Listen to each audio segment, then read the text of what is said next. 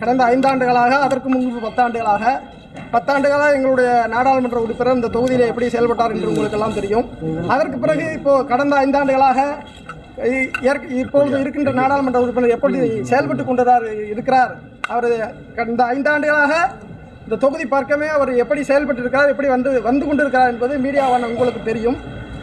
ஆக திருச்சி நாடாளுமன்ற மக்களுடைய எந்த கோரிக்கையாக இருந்தாலும் அது நாடாளுமன்றத்திலே ஓங்கி ஒலிக்கக்கூடிய அளவுக்கு மக்களோட மக்களாக ஒரு சாமானியனாக என்னுடைய குரல் ஓங்கி ஒலிக்கும். ரொம்ப முக்கியமான திட்டங்கள் இங்கே என்ன தடைப்பட்டிருக்கு, நீங்கள் அதை நிறைவேற்றப்படுறீங்களா?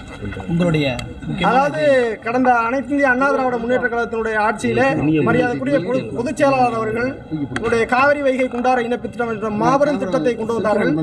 அது கடந்த 2-3 ஆண்டுகளாக அப்படியே கிடப்பில் இருக்கிறது. நாங்கள் நாடாளுமன்ற உறுப்பினராக வந்தவுடன் எங்களுடைய முதல் வேலையாக காவிரி வைகை குண்டார் இணைப்பு திட்டத்தை மிகுந்த சிறப்போடு கொண்டு வந்த எங்களுடைய அமைச்சர் அவருடைய